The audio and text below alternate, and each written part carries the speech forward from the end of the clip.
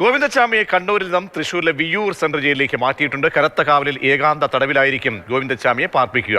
കൊടുംകുറ്റവാളികൾക്ക് വേണ്ടി മികച്ച സുരക്ഷാ സംവിധാനങ്ങളുള്ള ജയിലാണ് വിയ്യൂരിലേത്. നമ്മോടൊപ്പം ഇടതു സഹയാത്രികൻ റെജി ലൂക്കോസും എം കെ ഹരിദാസ് സാമൂഹ്യ നിരീക്ഷകനും തത്സമയം ചേരുകയാണ്. ശ്രീ എം കെ ഹരിദാസ്, നമ്മളെ ഒക്കെ അത്ഭുതപ്പെടുത്തുന്ന, ഒരുപക്ഷെ കേൾക്കുമ്പോൾ തന്നെ ഇപ്പോഴും വിശ്വസിക്കാൻ കഴിയാത്ത വണ്ണമാണ് സുരക്ഷാ വീഴ്ചകൾ ഒന്നൊന്നായി പുറത്തേക്ക് വരുമ്പോൾ. കാരണം നമ്മൾ കണ്ടതാണ് 4 മാസത്തോളമായി തികഞ്ഞ ആസൂത്രണത്തോടുകൂടി ഒരു കൊടും കുറ്റവാളി, ഒരു കൊടും ക്രിമിനൽ, ഒരു പ്രധാനപ്പെട്ട എല്ലാ സംവിധാനങ്ങളുമുള്ള ഒരു ഹൈടെക് സംവിധാനമൊക്കെ തന്നെയുള്ള ഒരു ജയിലിൻ്റെ സുരക്ഷാ പഴുതുകളൊക്കെ തന്നെ ഉപയോഗപ്പെടുത്തി പുറത്തേക്ക് ചാടുന്നു. ഭാഗ്യം കൊണ്ട് ആ പ്രതിയെ ഇന്നലെ തന്നെ പോലീസിനെ പിടികൂടാൻ കഴിഞ്ഞു. ആ ഏരിയൊന്നും വിട്ടുപോയിട്ടില്ല. പക്ഷേ ഇന്നിപ്പോൾ വരുന്ന മൊഴികൾ നോക്കുമ്പോൾ ഇതൊരു ജയിലാണോ, ഈ നൂറ്റാണ്ടിൽ ഈ കാലത്താണോ ഈ ജയിൽ പ്രവർത്തിക്കുന്നത്?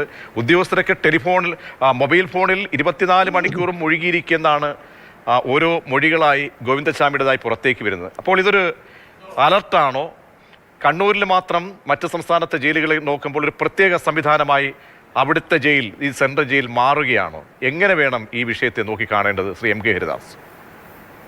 ഈ ജയിൽ ചാടാൻ വേണ്ടിയിട്ട് ഗോവിന്ദച്ചാമി തയ്യാറാക്കിയ മാസ്റ്റർ പ്ലാൻ, ജയിലിൽ നിന്ന് രക്ഷപ്പെട്ടതിന് ശേഷവും അത്തരമൊരു മാസ്റ്റർ പ്ലാൻ ഗോവിന്ദച്ചാമി തയ്യാറാക്കിയിരുന്നുവെങ്കിൽ നമുക്ക് ഇന്ന് രാവിലെ കേൾക്കേണ്ടി വരിക ഏതെങ്കിലും പെൺകുട്ടി ക്രൂരമായി ബലാത്സംഗം ചെയ്യപ്പെട്ട് കൊന്നു എന്നുള്ളൊരു വാർത്തയാണ് നമുക്കിത് കേൾക്കേണ്ടി വരിക.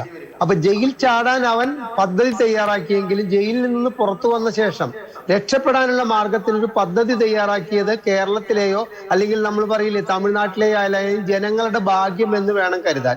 കർമ്മകുശലത, ഇച്ഛാശക്തി, ദീർഘവീക്ഷണം ഇവ നഷ്ടപ്പെട്ട ഒരു ഭരണാധികാരിയുടെ കീഴിൽ ഏത് രാജ്യമല്ല, ഏത് ഗ്രാമമല്ല, ഏത് വില്ലേജ് ഭരിക്കപ്പെട്ടാലും അവിടെ അരാജകത്വം നിലനിൽക്കുമെന്നൊരു ഗ്രീക്ക് കഥയുടെ അവസാനത്തിൽ ഞാൻ വായിച്ചിട്ടുണ്ട്. ഒരു ഗ്രീക്ക് രാജാവിന്റെ കഥ പറഞ്ഞിട്ട് അതിന്റെ അവസാനം എങ്ങനെയാണ്? കേരളത്തിലെ നിലവിലെ ഈ ഗോവിന്ദച്ചാമിയുടെ ജയിൽ ചാട്ടവുമായിട്ട് ആഭ്യന്തര വകുപ്പിന്റെ കർമ്മകുശലതയും ഇച്ഛാശക്തിയും ദീർഘവീക്ഷണക്കുറവും കൂട്ടി വായിക്കുമ്പോൾ നമ്മുടെ സംസ്ഥാനം നേരിട്ടുകൊണ്ടിരിക്കുന്ന അങ്ങേയറ്റം അപകടകരമായ ഒരു സംഗതിയിലേക്കാണ് ഗോവിന്ദച്ചാമിയുടെ ഈ ജയിൽ ചാട്ടം വിരൽ ചൂണ്ടുന്നത് എന്നുള്ളത് മനസ്സിലാക്കണം. 4 മാസമായിട്ട് ഗോവിന്ദച്ചാമി ജയിലിന്റെ അഴികൾ അറക്കുന്നത് അല്ലെങ്കിൽ അറത്തുകൊണ്ടിരിക്കുന്നത്, അറക്കാൻ ഉപകരണം കിട്ടിയത് ഒന്നും തന്നെ നമ്മുടെ അധികൃതർ കണ്ടിട്ടില്ല എന്ന് മാത്രമല്ല, ഒരു വെല്ലുവിളി എന്ന പോലെ ഗോവിന്ദച്ചാമി എന്താ പറഞ്ഞിരിക്കുന്നത്? അവിടെ മൊബൈൽ നോക്കിയിരിക്കാനേ ഉദ്യോഗസ്ഥർക്ക് സമയമുള്ളൂ എന്ന് പറയുമ്പോൾ ഈ ജയിൽ സുരക്ഷാ സമിതി എന്ന് പറഞ്ഞിട്ട് വലിയൊരു തുക ചെലവഴിച്ചുകൊണ്ട് എല്ലാ ജയിലുകൾക്കും, എല്ലാ സെൻട്രൽ ജയിലുകൾക്കും ഓരോ സുരക്ഷാ സമിതി ഉണ്ടാക്കിയിട്ടുണ്ട്. ആ സമിതി അവിടുത്തെ ഉദ്യോഗസ്ഥരുടെ മേലുള്ള മേൽനോട്ടം, ഉദ്യോഗസ്ഥർ തങ്ങളുടെ കീഴിലുള്ള ഉദ്യോഗസ്ഥരുടെ മേൽനോട്ടം, അതിന് താഴെയുള്ളവരുടെ, അപ്പൊ 3 തട്ടിലുള്ള ഈ നമ്മുടെ ജയിലിന്റെ അവസ്ഥ പരിഗണിച്ചുകൊണ്ട് ജയിലിന്റെ സുരക്ഷ ഉറപ്പാക്കേണ്ടവർക്ക് പറ്റിയ ഒരു പാളിച്ചയുടെ പേരിലെ ഒരു കൊടും ക്രൂരതയുള്ള ഒരു വ്യക്തി ജയിൽ ചാടി എന്നത് ഈ നമ്മൾ പറയില്ലേ എന്താ പറയണ്ടത്, പ്രബുദ്ധ കേരളത്തിന് അങ്ങേയറ്റം അപമാനകരമായ ഒരു സംഗതിയാണ് പ്രതീക്ഷ. മാത്രവുമല്ല, ഇതിലൊരു കാര്യം മനസ്സിലാക്കണം. ഈ ഷെറിൻ എന്ന് പറയുന്ന ഒരു കൊടും കുറ്റവാളിയെ കൃത്യം 14 വർഷവും 50 ദിവസവും ജയിലിൽ കിടന്നതിന്റെ പേരിൽ മോചിപ്പിക്കാൻ കാണിച്ചിട്ടുള്ള ആ ശുഷ്കാന്തി ഉണ്ടല്ലോ, കലണ്ടർ ഡേറ്റ് എണ്ണിയിട്ട് നമ്മുടെ ഒരു പുറത്ത് ആരോ ഇതിനു വേണ്ടിയിട്ട് കരുക്കൾ നീക്കിയിട്ടുള്ളത്. കാരണം ഈ റിപ്പോർട്ട് ഇപ്പോൾ നമ്മൾ ഓരോ സംഭവത്തിന് ശേഷം ഒരു റിപ്പോർട്ട് പ്രാഥമികമായി തയ്യാറാക്കുമല്ലോ. ഈ റിപ്പോർട്ടിൽ ഇപ്പോൾ എടുത്തു പറയുന്ന ഒരു കാര്യമുണ്ട്, ജയിലിൽ ജീവനക്കാരുടെ അഭാവമുണ്ട്, കുറവുണ്ട് എന്ന്. അതെങ്ങനെ പറയാൻ കഴിയും? കാരണം 1-2 ഉദ്യോഗസ്ഥരുണ്ടെങ്കിലും അവർ വളരെ കൃത്യനിർവഹണത്തോടു കൂടി, കാരണം ഒരു ജയിലാണ്, ഒരു ഏരിയയിൽ മാത്രമുള്ളതാണ്. അപ്പോൾ എത്രത്തോളം അവിടെ വലിയ രീതിയിൽ അവരുടെ ജോലിയെ സംബന്ധിച്ചൊക്കെയുള്ള ജോലി ഭാരമോ അധിക ഭാരമോ എന്തൊക്കെ പറയുന്നതിൽ വസ്തുതയുണ്ടോ? പിന്നീട് എന്താണ് നമ്മൾ നോക്കൂ, ഈ കാലത്ത് ഏറ്റവും ആധുനികമായിട്ടുള്ള സംവിധാനങ്ങളുള്ള കാലത്ത് CCTV ഉണ്ട് അവിടെ. പിന്നീട് എന്താണ്, പഴുതടച്ചുള്ള സുരക്ഷാ സംവിധാനങ്ങളുണ്ട്, ആയുധങ്ങളുണ്ട്. അതും പോരാഞ്ഞിട്ട് ഇലക്ട്രിക് പ്രസരണ ശേഷിയുള്ള വൈദ്യുതി കമ്പിവേലികൾ അടങ്ങിയ പടുകൂറ്റൻ മതിലുകൾ.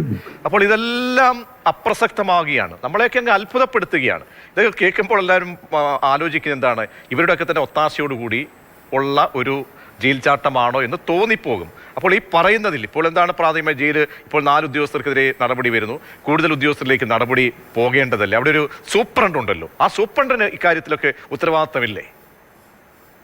സൂപ്രണ്ടുമാരെ, ഉന്നത ഉദ്യോഗസ്ഥർ എപ്പോഴും രക്ഷപ്പെടില്ലേ പ്രതീക്ഷ? ബാർബേഡ് ഫെൻസിങ്, ഇലക്ട്രിക്കൽ ബാർബേഡ് ഫെൻസിങ് അന്നേ ദിവസം വർക്ക് ചെയ്തിട്ടില്ല. അന്നേ ദിവസം എന്നല്ല പറയണത്, അത് കെൽട്രോൺ ഫിറ്റ് ചെയ്തിട്ട് പോയതിന് മാതൃഭൂമി തന്നെയാണ് റിപ്പോർട്ട് ചെയ്തിരിക്കുന്നത്. അത് കെൽട്രോൺ എന്നത് അത് അവിടെ സ്ഥാപിച്ചിട്ട് പോയോ അതിന്റെ 2-3 ദിവസം കഴിഞ്ഞപ്പോൾ തൊട്ടിട്ട് അത് വർക്ക് ചെയ്യുന്നില്ല. സുരക്ഷാ ക്യാമറകൾ CCTV ഉള്ള ഈ കാലഘട്ടത്തിലെ ഒരു ജയിലിലെ സുരക്ഷ പരിഗണിക്കാൻ വേണ്ടിയിട്ടുള്ള CCTV സിസ്റ്റം കൃത്യമായിട്ട് പ്രവർത്തിപ്പിക്കാൻ നമ്മുടെ അധികൃതർക്കായില്ല എന്ന് പറയുന്നത് നമുക്ക് വിശ്വസിക്കാൻ പറ്റുന്നില്ല. മറ്റൊരു കാര്യം പ്രതീക്ഷ ഈ എന്നോട് ചോദ്യത്തിന്റെ തുടക്കത്തിൽ ചോദിച്ചത് വളരെ പ്രസക്തമാണ്. അതായത് നമുക്കിപ്പോ ഈ പിടികൂടപ്പെട്ട ഗോവിന്ദച്ചാമിയുടെ ശാരീരിക ഘടന പ്രതീക്ഷ ശ്രദ്ധിച്ചോ? അവന് എഴുന്നേറ്റ് കൃത്യമായിട്ട് നിൽക്കാനുള്ള ആവുത അവനില്ല. അവൻ ഒരു കൈയില്ലാത്ത ശാരീരികമായിട്ട് അങ്ങേയറ്റം എന്താ പറയേണ്ടത് മോശപ്പെട്ട ഒരു അവസ്ഥയുള്ള ഒരു വ്യക്തി 4 മാസത്തിനുള്ളിൽ ഇത്തരത്തിലൊരു പദ്ധതി തയ്യാറാക്കിയിട്ട് ജയിലിന്റെ ഇത്രയും വലിയ സുരക്ഷാ മതിലുകൾ 2 ചാടി പുറത്തേക്ക് പോയി എന്നൊക്കെ പറയുന്നത് നമ്മൾ പറയില്ല, ഈസോപ്പ് കഥകളിലൂടെ കൂട്ടി വായിക്കാവുന്ന കഥകളാണ് ഇതെല്ലാം.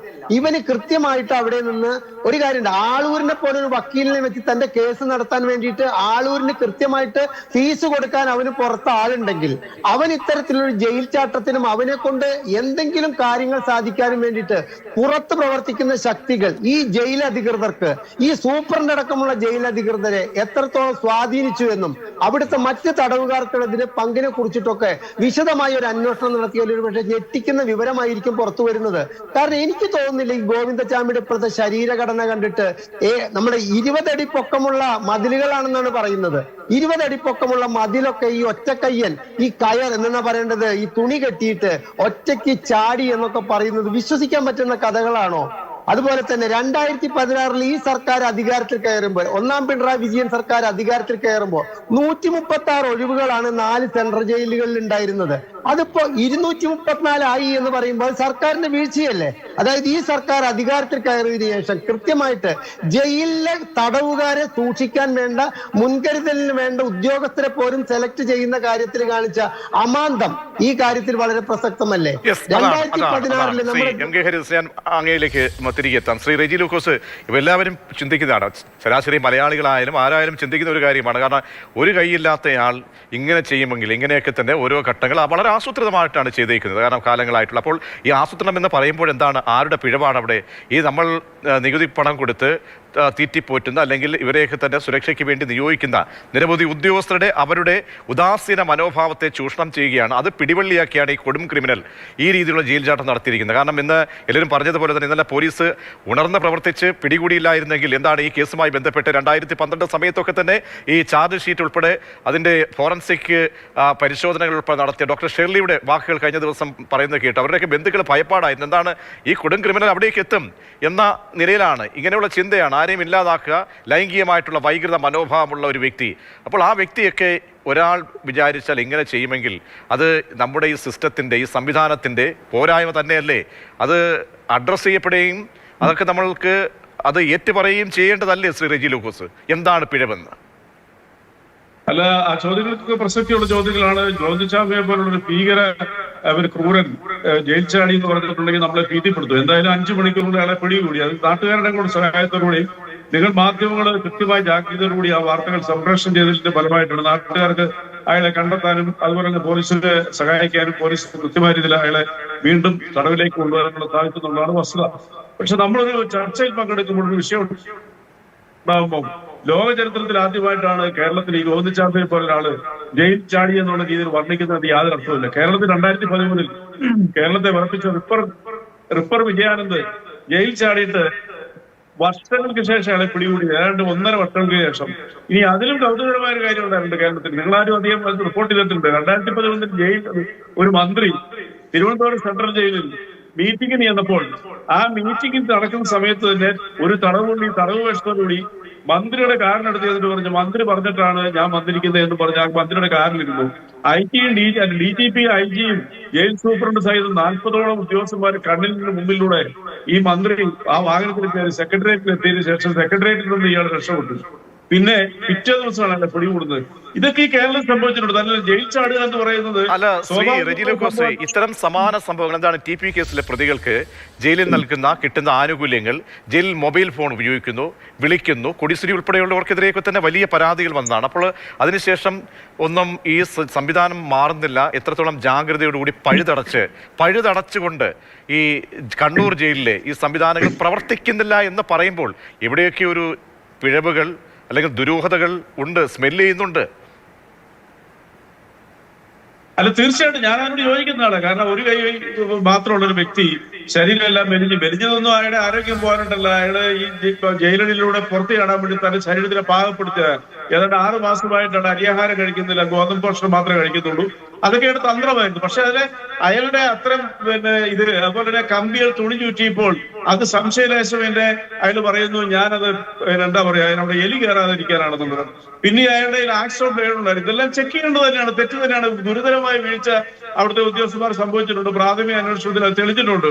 പിന്നെ ഹരിദാസ് സാറിനെ പോലെ ഒരാള് ജയിൽ സൂപ്രണ്ടിനെ വരെ സ്വാധീനിച്ചു എന്നൊക്കെ അങ്ങനെ അതിരുവിട്ട് പറയരുത്. നമുക്കൊരു ചാനൽ ചർച്ചയ്ക്ക് ഇരിക്കുമ്പോൾ അതൊക്കെ വളരെ മോശമാണ്. ഗോവിന്ദസ്വാമിയെ പുറത്തു ചാടിക്കാൻ കണ്ണൂർ സെൻട്രൽ ജയിലിലെ ഉദ്യോഗസ്ഥനെ ആരൊക്കെയോ സ്വാധീനിച്ചു, അല്ലെങ്കിൽ സൂപ്രണ്ടിനെ സ്വാധീനിച്ചു എന്നൊക്കെ പറഞ്ഞാല് അതൊക്കെ ഒരു അതിരുവിട്ട പ്രകടനമാണ്. എനിക്ക് വളരെ സ്വാധീനിക്കാതിരിക്കുകയോ ചെയ്യട്ടെ, പക്ഷേ അവിടെ ഈ പിഴവുകൾക്ക് ആ സൂപ്രണ്ട് ഉത്തരവാദിയല്ലേ?